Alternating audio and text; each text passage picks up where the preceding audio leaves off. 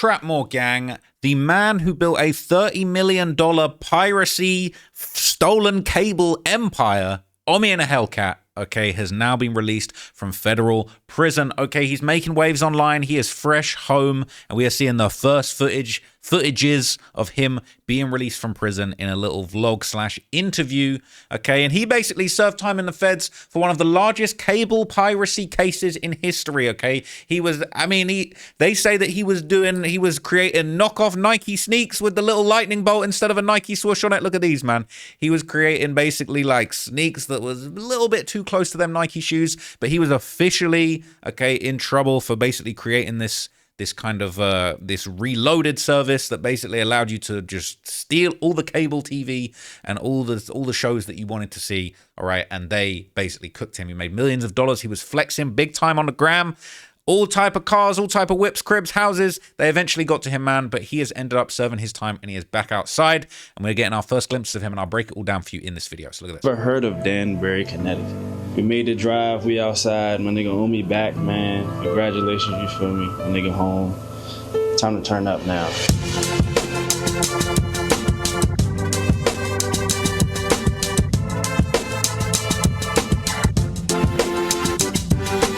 All right, we just picked up Omi out of jail. It's time to turn this shit up. It's about to get crazy.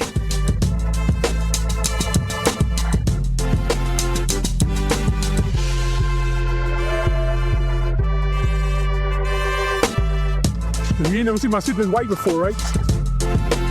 So look, he chained up, all right, he doing his thing. He basically ready to come back, make his comeback. It's ironic, right? You ended up doing time in the feds for this reloaded, this cable piracy service. You still throwing that chain on, all right? I'm pretty sure he got sued by Nike. He's still throwing on the Air Omi chain. So let's see if he's changed his ways. Now, ironically, okay, I'll take you back and explain to you everything that happened, but so ironically, in one of the most fatal overdoses of irony that you're ever going to witness.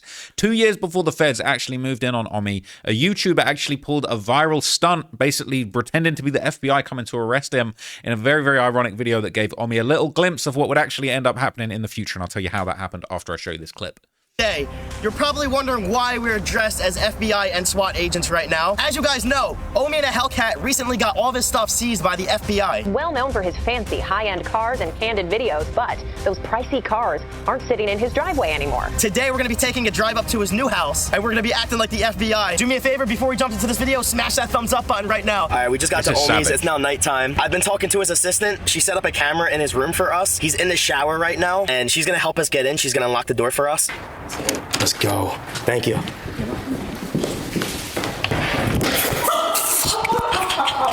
We just fell. Shh, go on.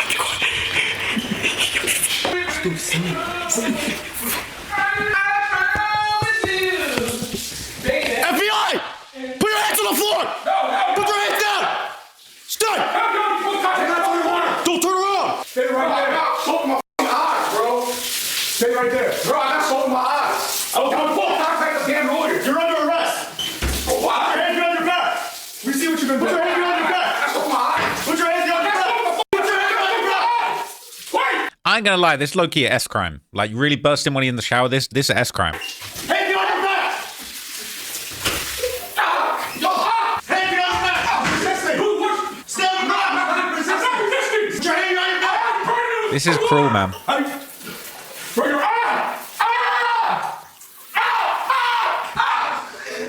Oh my God! Oh man, it's Lance, yo. Bro, I shit on myself. All right, so that's basically like an interpretation of what ironically might have actually ended up happening to him. So Omi himself, Omi and a Hellcat, all right, he was originally indicted for a massive cable piracy scheme. Okay, the YouTuber Ray William Johnson gave a good, pretty comprehensive breakdown of the scheme and his arrest in this video. So this YouTuber, let's call him Hellcat. Now Hellcat has a big problem. The FBI just busted into his house, and now they're taking away his Power Rangers themed Lamborghini. And this all started when one day Hellcat gets a big idea. His big idea is basically to put pirated media on Fire Sticks and then resell those Fire Sticks online. So Hellcat does this, and it works really well. Like, he sells thousands of them. I became a millionaire after a year. But then, after a period of time, he gets worried about the legal issues dealing with pirated media. If it's potentially land me in jail, I'm not doing it. So he stops. Now he's got to come up with another big idea. Then boom, he does. Now he wants to make an app that would allow you to stream cable TV channels from all over the world. So he makes this app, calls it Gears TV, and this app blows the hell up. Pretty quickly, he's got over 100,000 paying subscribers. Now, I find it so ironic, right? This guy's the king of piracy. It's called Gears TV. This is the Gears of War video game logo. I don't understand the just complete lack of creativity that people have, where it's just like, what are we going to name the company? I don't know. Let's just steal the logo from a completely unrelated video game, call it Gears. Like, why? like you just stealing anything and everything in sight. And this app blows the hell up. Pretty quickly, he's got over 100,000 paying subscribers, making him over $400,000 a week. And of course, now that Hellcat is making money, he's got to show it off. So he starts vlogging his big lifestyle on YouTube, flexing all his jewelry, pictures of him just holding cash. Dude has multiple houses, a bunch of luxury cars, and of course, a Power Rangers themed Lamborghini. And by flexing his wealth in his vlogs, Hellcat builds up a nice following on YouTube, about 800,000 people. And the Gears TV app is doing so well that after a while, he sells it to a private investment company for $40 million. So his big idea worked, but it's not over. Then he builds a new app called Reloaded TV, and it's like Gears TV, but better. And it does great, and he starts making big money again, and his vlogs are popping off on YouTube. Everybody loves watching Hellcat. Until... Who the hell did he sell that first app to? Like, they gave him $40 million for a pirate app, and then he just said, I'm doing another one called Reloaded. Let me just do it again. This is like the craziest, dumbest thing ever. You know who else loves watching Hellcat? The FBI. Because one day, boom, they suddenly pull up to one of his houses, and they start beating on his door, and they come inside, and they confiscate all his stuff. Cameras, TVs, laptops, cell phones, his jewelry, any loose cash he had laying around. And according to this case file, they took 58 vehicles and 21 properties. So they towed all of his luxury cars away, and even his Power Rangers Lamborghini. Meanwhile, his fans on YouTube hear about this and they're like, what the f***? Now, Hellcat continues to vlog after his stuff is taken, and he tells his fans he got raided for tax evasion. But that doesn't stop him, because over the next year, he keeps vlogging and he keeps talking to his audience. And he dedicates himself to making more money and rebuilding his car collection. And as he's rebuilding that car collection, kapow! The FBI shows up at his door again, and they raid his house a second time. And yes, it's because of tax evasion, but that's only a small part of it. See, Hellcat's apps, which made him all that big Power Ranger Lamborghini money, they're essentially just pirating cable TV and reselling it. So he would subscribe to HBO like once, and then he would resell access to that broadcast to like hundreds of thousands of people, which is super illegal, but he seems to have thought that he found some kind of copyright loophole. I just feel like, I found a loophole. I ran through it and I did great. Here's the thing though, there was no loophole. So he gets arrested and he's sentenced to 5.5 years in prison and a $30 million fine, which is one of the largest fines in any copyright case in history. Also, his main house is in Swedesboro, New Jersey, so shout out to New Jersey. So basically, all right, it went left for him. Now, prior to his arrest, okay, he had another infamous viral moment that was going around of him basically just doing an interview where everything just went left. This is basically people saying him ratting on himself, and just like what you heard a minute ago, he talked about he found a loophole. Just found a little loophole. What's the loophole?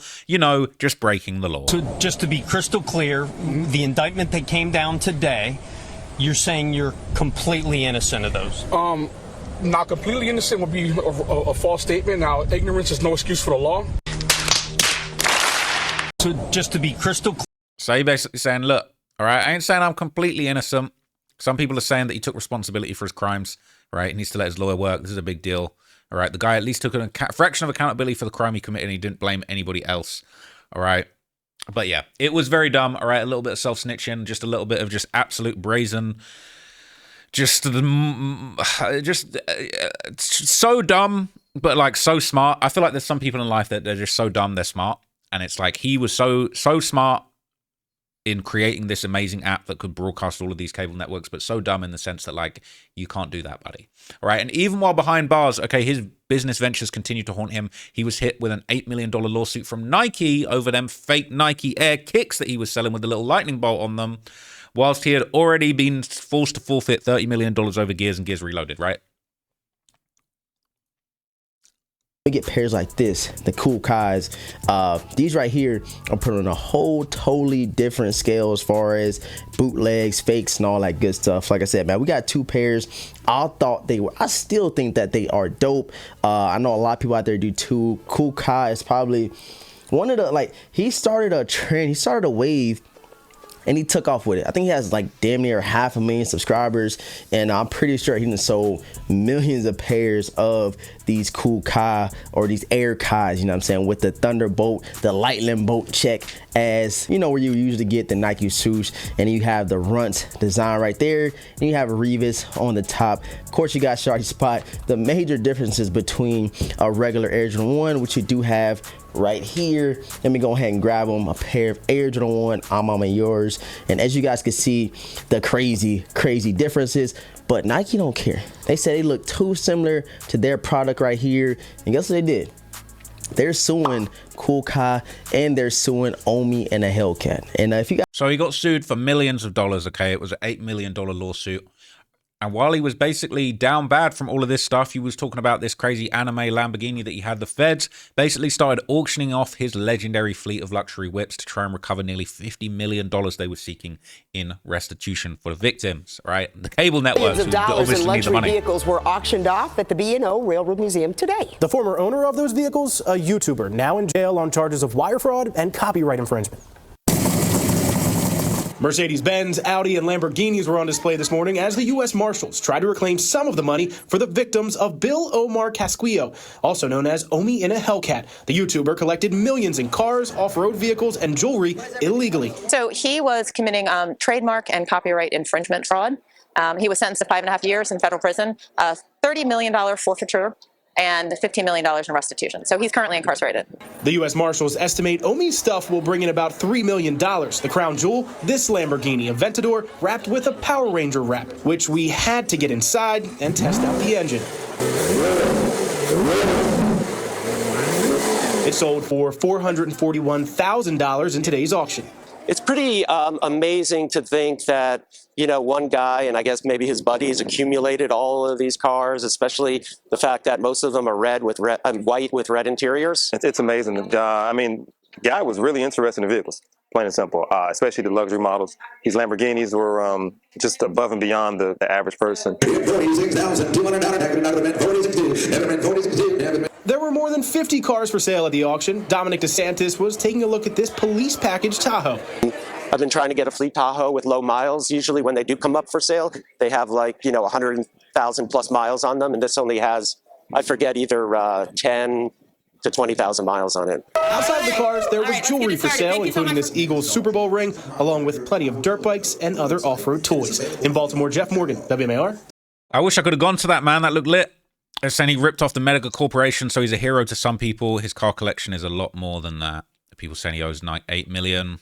I wish Omi would pay nothing. He made expensive services affordable for the average person. I get where you're coming from. I don't have much sympathy for the cable companies, but that is theft at the end of the day. If we just allow that to happen, then you're going to be just stealing content from everybody. Then nobody can get by. Then nobody can basically fund these things, right? The cable companies, yes, they make millions, but they invest those millions into shows. If we just let fools like Omi just pirate everything, there ain't going to be no money left over to be producing those shows. And Omi wasn't creating no original content other than his own YouTube channel. Okay, he wasn't producing high-end shows to put on his network. He was just creaming money off of the people that were actually making that content. But at the end of the day, big corporations, they can also suck a dick at the end of the day. So it is what it is. But anyway, just last month, all right, in December of 2025, Omi actually hopped on a Jailhouse interview with Say Cheese, where he actually alleged that his girlfriend had cheated on him and stolen money from him while he was away. So he was really down bad just a month ago, man. So let's be clear about, because we really don't know what happened. Did she cheat on you? Was money stolen? Because we keep hearing all these different things. Yeah, there was definitely a lot of money stolen, property stolen, and I can prove that those properties were purchased underneath houses that I owned personally. But a lot of things were put under her name because you know what I mean. Like she was hiding assets from me from the federal government. Right. You know what I'm saying? So, but those are things that now I have to go to federal court and fight over. Right. You know what I mean? Like she just hopefully she saves some money to go to court. So it was never a thing where she stopped answering your phone calls. It was another guy involved. Yeah, there was another guy involved. But once I found out, that's when she had no choice but to let it. You know what I'm saying? Like I try to hide it. Yeah. Yeah. So and the crazy part about it is what it is. This happens to every man in jail. I'm just happy that I went through it. Not only that, you know what I'm saying, I was able to move on and move past her and be with somebody now that I actually love. So he got his heart broken in the jailhouse. Okay, that's not good for anybody. But apparently he was actually coming home soon. But he said he wasn't coming home broke. He was still getting to the bag. 1,000 on the phone in prison. I mean, I know you're still in prison right now, and this is recorded. I don't want to get nobody in trouble. No. It was all through merch sales and me promoting from in prison, like putting up new merchandise. So he's saying he sold $700,000 while in the jailhouse. Putting up new merchandise, bro. Like I was still gambling a couple $100,000. Like I was just doing everything. Yeah. But no, the company legitimately brought in close to $700,000. And it just showed, like, 1 month of me just being in isolation, rather when I came out. This call is from a federal prison. Yeah, so 1 month of me coming back out of isolation, we did like $700,000. Right. You know, she still couldn't gather to get her things correct. She'd rather want to run the streets and be with other people. Listen, congratulations. But, you know what I'm saying? Like, everybody's going to regret it as soon as I come home. So, I mean, you're on your way home, January 6th, 30-some days. 38. Yeah. So, and congrats. I mean, everybody doesn't make it home. But, you know, we just posted you on Say Cheese. We just let the world know. So when you come home, what should we expect? Are you coming home with millions put away? Are you coming home dirt broke? What can we expect as, you know, friends and fans and you know, in the entertainment world? What can we expect from Omi? Are you dead broke? So asset-wise right now, I'm good, right? So I froze a lot of money. The thing is that when I froze my money, right, I froze it until November 2025. So I would have had $28 million that don't froze as of November of 2025. Now I have to wait until November of 2026 so that money can, because I have to sign off for that money. For $30 million, $28 million. 28 million, little under 30. And there's nothing the feds could do. No, it's not. No, not for that. That was all legit money that was made. But I put away money. You see what I'm saying? Right. Thank God. To where that money can't be froze. So you put it away yourself so they can't freeze it. Yeah, 100%. But the thing is, if I didn't have, it sounds like that's that Gears money, right? They're saying you sold Gears for 40 mil, you froze 30 mil. Sounds like that's that Gears money. That, then I would have came home to absolutely nothing. Wow. But which is nothing to me because you've seen what happened in 2019. For 4 or 5 days, I had absolutely nothing, and I made millions of dollars. Yeah, I remember that. So anybody that rocks with me is going to make millions with me. You see what I'm saying? Right. I'm trying to take I told you about the platform that I'm creating. I'm going to take a few street niggas and turn them into millionaires like I always do. Right. And one thing people never could say is Omi got me, Omi did me dirty, or Omi robbed me. Right. Omi's always good when it comes to business. Right. And you do it. For sure, man. Well, you know, I still got the wide body for you, as promised. You're a real nigga, man. It's not too many like you, bro. Really? I mean, did a lot of people let you down while you were gone, or? Yeah, bro. You know, I made several people millionaires, bro, and it's hard to even get a letter. My fans are the ones that wrote.